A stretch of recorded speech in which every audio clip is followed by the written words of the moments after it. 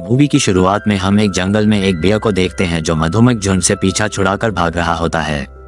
तभी हमें पता चलता है कि उस बियर का नाम वी है, जो अपने बेटे सिया के साथ वहीं पर रहा करता है और वो अपने बेटे से बहुत ही ज्यादा प्यार करता था।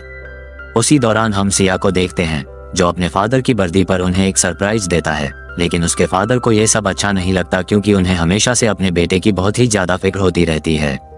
ईवी अपने बेटे सिया को इस तरह की चीजें करने से मना किया करता था।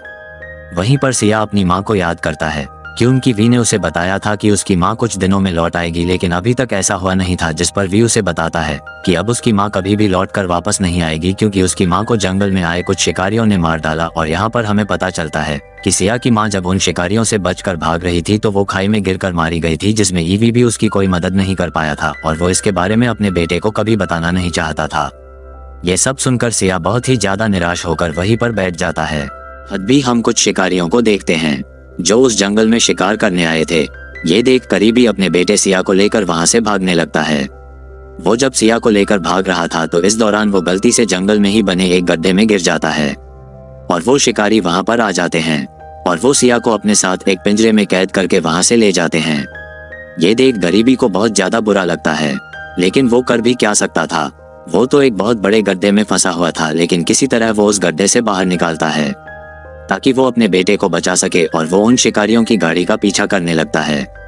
वो उन लोगों का पीछा करते करते उनके साथ शहर पहुंच चुका था, जहां पर सिया जिस पिंजरे में बंद था उस पिंजरे को गाड़ी से निकालकर एक ट्रेन में रख दिया जाता है ताकि उसे स्मगलर किया जा सके। और यहाँ पर हमें पता चलता है कि वो लोग जंगली जानवरों की कालाबाजारी करते थे और वो उन्हें दूसरे देशों में अच्छे दामों पर बेचा करते थे। इसके बाद सिया को लेकर वो लोग ट्रेन से वहां से चले जाते हैं। ये सभी भी देख रहा होता है, जिस कारण वो उस ट्रेन का पीछा करता है, लेकिन वो ऐसा कर नहीं पाता क्योंकि वो ट्रेन में बैठ नहीं पाया था। तभी वहां पर उसे एक दूसरी ट्रेन आती हुई नजर आती है और वो उसी ट्रेन में बैठकर अपने बेटे सिया के पीछे जाता है। उस ट्रेन में लेटे लेटे उसकी आंख लग जाती है और जब उसकी आंख खुलती है तो वो अपने आप को किसी एक दूसरे शहर में पाता है जो जंगल से बहुत दूर था। तभी वो उस शहर में एक मेले को देख पाता है जहां पर बहुत सारे लोग मौजूद थे और वहीं पर एक गाड़ी के अंदर उसे अपने बेटे सिया के होने का एहसास होता है, जिस कारण वो उस गाड़ी का पीछा करता है। लेकिन थोड़ी ही देर बाद वहां पर कई लोगों की भीड़ होने के कारण वो उस गाड़ी का पीछा नहीं कर पाता और वो गाड़ी वहां से चली जाती है, जिस कारण वे बहुत ज्यादा दुखी होता है। तभी उसे आसमान से एक रोबोटिक डॉग आता हुआ नजर आता है जिसका नाम हैंग था और वो शहर के ही एक रेस्क्यू एजेंसी में काम किया करता था। वो लाचारी व को इस तरह देखकर उसे अपने साथ ले जाता है क्योंकि उसे पता है कि आखिर बियर भी शहर में क्यों आया है। इधर हम उसी गाड़ी को देखते हैं जिसमें सिया को वो लोग ले जा रहे थे। सिया को लेकर शहर के बाहर बसे एक वेयर हाउस में लाया जाता है जहां पर वो सभी और भी सारे एनिमल्स को इकट्ठा करके रखे हुए थे और वहीं से वो लोग उन सारे जंगली जानवरों को स्मगलर किया करते थे ताकि वो अच्छे पैसे कमा सके। वहीं पर हम उस वेयर हाउस के मालिक सॉन को देखते हैं जो ये सब इलीगल काम किया करता था और वहीं पर हमें ये भी पता चलता है कि सॉन को एक पांडा की जरूरत है क्योंकि उसे एक ऑर्डर मिला है जिसके लिए उसे बहुत सारे पैसे मिलने वाले हैं। इस कारण वो अपने एक साथी फ्रेंची को जंगल से पांडा पकड़कर लाने को कहता है। इसके बाद हम हैं और वी को देख पाते हैं जहां पर हैंगी को बता रहा होता है कि उसके बेटे सिया को एक लीगल कंपनी वाले लोग उठाकर ले गए हैं और उसे शहर के बाहर एक वेयर हाउस में रखा गया है, लेकिन उसे कुछ ही दिनों में वेयर हाउस से दूसरे देश डिपोर्ट कर दिया जाएगा। ये सुनने के बाद भी बहुत ज्यादा दुखी होता है, लेकिन हैंग उसे बताता है कि वो उसके बेटे को बचाने में मदद करेगा, लेकिन वहां पर जाना उनके लिए बहुत ही मुश्किल है और खतरनाक भी होगा, इसलिए उन्हें पूरी तरह से तैयार होकर वहां पर जाना चाहिए। और यहाँ पर हम देख पाते हैं कि हैंग एक बहुत ही चालाक और ताकतवर रोबोटिक डॉग है जो हर एक सिचुएशन को अच्छे से सर्वाइव कर सकता है। वो ईवी को इस दौरान स्मगलर से सामना करने के लिए तैयार करता है। यहाँ वो उसे अच्छे से ट्रेनिंग देता है ताकि वो लोग वहां जाकर सिया को बचा सके और कुछ दिनों के उसके ट्रेनिंग के बाद ही वे पूरी तरह से तैयार था अपने बेटे को बचाने के लिए। जिसके बाद हैंग उसे बताता है कि वो लोग जल्द ही सिया और वहां पर मौजूद सभी एनिमल को बचाने के लिए उस वेयर हाउस में जाएंगे। इसके बाद हमें उसी वेयर हाउस का सीन दिखाया जाता है जहां पर हम सॉन के आदमी फ्रेंची को देखते हैं जो अपने बॉस सॉन के ऑर्डर से बहुत ज्यादा दुखी था, जो जंगल में मिलना और उसे पकड़ना बहुत ज्यादा मुश्किल था और इसीलिए फ्रेंची बहुत ज्यादा डरा हुआ था क्योंकि वो अपने बॉस को ये बात बता नहीं सकता था क्योंकि सॉन बहुत ही ज्यादा खतरनाक इंसान है। भी वहां पर उसे सिया नजर आता है जिसे अभी अभी पिंजरे में कैद करके उस वेयर हाउस में लाया जा रहा था। उसे देखकर फ्रेंची के दिमाग में एक आइडिया आता और वो अपने एक साथी के साथ मिलकर सिया को ही कलर कर देता है, जिसके बाद अब सिया एक पांडा की तरह दिखने लगा था और इसके बाद उसे एक सेल में कैद कर दिया जाता है। सिया इस दौरान वहां पर बहुत सारे जानवरों को देखता है जिससे उसी की तरह कैद करके हुआ था। इसके बाद फ्रेंची अपने मालिक सॉन के पास जाता है जहां वो उनको बताता है कि उन्होंने एक पांडा को पकड़ लिया है जो देखने में बहुत ही ज्यादा क्यूट है। फ्रेंची की यह बात सुनकर सॉन बहुत ज्यादा खुश होता है और वो डिसाइड करता है कि वो आज ही सारे जानवरों को यहाँ से डिपोर्ट कर देगा। इसलिए वो फ्रेंची को सारी तैयारियां करने को कहता है। इसके बाद हम हैंग और वी को देखते हैं जो पूरी तरह से तैयार थे, जहां पर हैंग अपनी एजेंसी का सूट पहनकर तैयार था और वो ईवी को भी एक सूट देता है जो उसी एजेंसी का था। वो दोनों अब सूट पहनकर उस वेयर हाउस की तरह निकल पड़ते हैं जहां पर बहुत ही टाइट सिक्योरिटी थी। किसी तरह वो वहां पर मौजूद एक सिक्योरिटी गार्ड को बेहोश कर देते हैं और रिव्यू सिक्योरिटी गार्ड के कपड़े पहनकर अंदर घुस जाता है। जिसके बाद हम सिया को देखते हैं जो देखता है कि उसकी सेल का लॉक खुला हुआ है, जिस कारण वो सेल से बाहर आता है ताकि वो वहां से भाग सके। उसी जगह पर उसे बहुत सारे जानवर मिलते हैं जिनमें टाइगर और तरह तरह के जानवर थे। वो उन लोगों को भी वहां से आजाद कराने का सोचता है, लेकिन वो ऐसा कर नहीं पाता क्योंकि बिना एक्सेस कार्ड के वो सेल खोल नहीं रही थी। तभी वहां पर फ्रेंची अपने एक साथी के साथ आता है जो सिया को खुला देखकर उसे एक बार फिर से उसके पिंजरे में कैद कर देता है। लेकिन इस दौरान सिया बड़ी ही चालाकी से उनके पास रखे एक एक्सेस कार्ड को निकाल लिया था ताकि वो वहां पर मौजूद सारे जानवरों को छुड़ाकर यहाँ से भाग सके। इसके बाद सिया उस कार्ड का इस्तेमाल करके अपना सेल खोलकर बाहरता है और वहां पर मौजूद सारे जानवरों को 11 करके बाहर निकाल देता है। इधर हम सिया के फादर ईवी और हैंग को देखते हैं जो बड़ी आसानी से उस वेयर हाउस में घुस रहे थे ताकि वो सिया को ढूंढ सके। ईवी ने सिक्योरिटी गार्ड के कपड़े पहने हुए थे जिस कारण उसे कोई भी नोटिस नहीं कर पा रहा था, लेकिन अंदर वाले दरवाजे को खोलना मुश्किल था जहां पर यह कैद था और उसके लिए उन्हें एक्सेस कार्ड की जरूरत थी जो उन लोगों के पास नहीं था। तभी वहां पर और भी कई सारे सिक्योरिटी गार्ड आ जाते हैं जो ईवी और हैंग को वहां पर देखकर समझ जाते हैं कि वो लोग कोई गार्ड नहीं है, जिस कारण वो लोग उन दोनों पर अटैक करने की कोशिश करते हैं। लेकिन ईवी अपनी बहादुरी से उन लोगों को 11 करके वहीं पर ढेर कर देता है।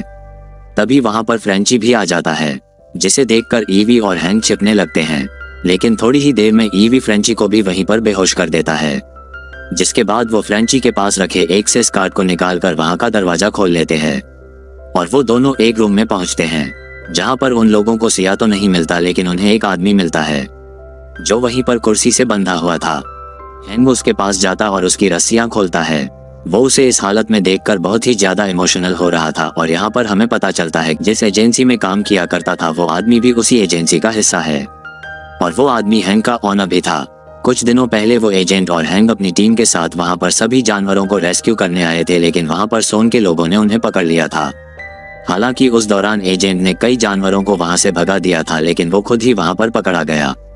हैंग भी उसी एजेंट के साथ ही वहां पर आया था जिस कारण उसे इस वेयर हाउस का पता मालूम था। ये सब जानने के बाद भी हैंग को एक मतलब ही समझता है, इसलिए वो हैंग से अपने बेटे सिया का पता पूछकर अकेले ही उसे बचाने के लिए आगे बढ़ता है। इधर हम सिया को देखते हैं जो वहां पर मौजूद सारे जानवरों को लेकर भाग रहा था, लेकिन तभी वहां पर बहुत सारे सिक्योरिटी गार्ड आ जाते हैं। लेकिन उन जानवरों की तादाद बहुत ज्यादा थी जो सिया के साथ वहां से भाग रहे थे और वो वहां मौजूद सारे सिक्योरिटी गार्ड के ऊपर हमला करके वहां से भाग जाते हैं। तभी वहां पर वी आता है जिसने अभी तक उस सिक्योरिटी गार्ड का कपड़ा पहना हुआ था और वो जानवर से भी एक सिक्योरिटी गार्ड समझकर उस पर हमला कर देते हैं। इधर वहां का सिक्योरिटी अलार्म ऑन हो चुका था क्योंकि वहां ऐसे सारे जानवर हर एक दरवाजे को खोलकर भाग रहे थे और इस बात की जानकारी जैसे ही सॉन को मिलती है वो अपने लोगों से वहां के सारे दरवाजे लॉक करने को कहता है ताकि वहां से वो जानवर भाग ना पाए। इसके बाद वी अपने बेटे सिया को आवाज लगाने लगता है जो उसी भीड़ में था, क्योंकि ईवी को लगता है कि सिया उसी भीड़ में मौजूद है और सिया भी अपने फादर की आवाज सुन लेता है। लेकिन इससे पहले ही जहां आरवी मौजूद होता है वहां का बड़ा सा दरवाजा बंद हो जाता है और इस तरह से ईवी और सिया दोनों एक दूसरे से अलग हो जाते हैं। इधर हैंग को देखते हैं जो ईवी के पास ही मौजूद था।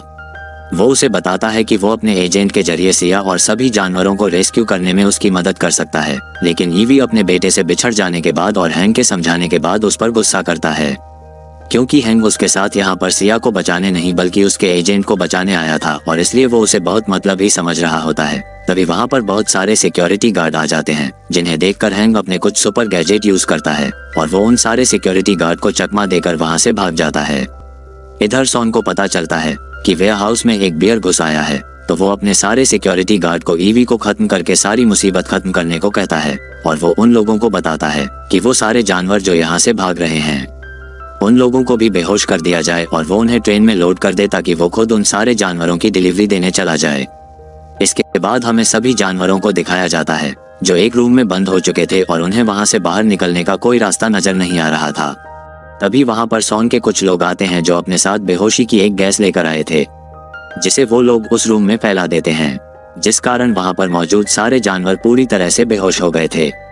इधर भी कुछ सिक्योरिटी गार्ड के साथ फाइट करता है। तभी वहां पर फ्रेंची और उसके और भी साथी आ जाते हैं जो किसी तरह से ईवी को पकड़कर वहां से सोन के पास ले आते हैं। वहां पर अपने बेटे सिया और कई जानवरों को देखता है जो वहीं पर बेहोश पड़े हुए थे और ये देखकर भी पूरी तरह से बौखला जाता है और वो उन लोगों पर हमला करने की कोशिश करता है, लेकिन सोन अपने पास रखी हुई इलेक्ट्रिक मशीन से उसे शॉक देता है जिस कारण वो भी बेहोश हो जाता है। जिसके बाद उनके सारे लोग मिलकर सारे एनिमल्स को पिंजरे में कैद करके ट्रेन में लोड करते हैं ताकि वो लोग वहां से उन्हें लेकर डिपोर्ट कर सके और इसके बाद सभी जानवरों को वहां से ले जाया जाता है। वहीं पर सिया अपने फादर ईवी को देखता है जो कि एक दूसरे पिंजरे में कैद था, लेकिन अब वो अपने बेटे को देखकर भी कुछ कर नहीं पा रहा था क्योंकि वो मजबूर था और अब उसे भी वो लोग बेचने के लिए ले जा रहे थे। लेकिन वो अपने बेटे सिया की इस हालत को देखकर किसी तरह से उस पिंजरे को तोड़कर बाहर आता है, लेकिन तभी फ्रेंची के साथ ही उस पर अटैक कर देते हैं। परी भी उनसे डटकर मुकाबला करता है और उन सभी को वहां से हराकर जाने लगता है। लेकिन अब सिया उस ट्रेन के साथ जाने लगता है और सॉन भी ईवी को देख लेता है जो डिसाइड करता है कि वो ईवी को बिल्कुल नहीं छोड़ेगा। इस दौरान ईवी अपने बेटे को बचाने के लिए उस ट्रेन का पीछा करता है। इधर हम सिया को देखते हैं जो अपने पिंजरे में अपने फादर को याद करके रो रहा होता है। तभी वहां पर ईवी ट्रेन का गेट तोड़कर अंदर आता है जो किसी तरह से अपने बेटे और वहां पर मौजूद कुछ जानवरों को वहां से निकाल कर ले जाने लगता है।